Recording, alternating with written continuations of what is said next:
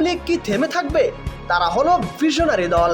তারা নিজেদের প্রফেশনালদেরকে America, Canada, Britain এসব দেশে পাঠানোর এবং সেটেল করার কাজ ঠিকই চালিয়ে যাচ্ছে।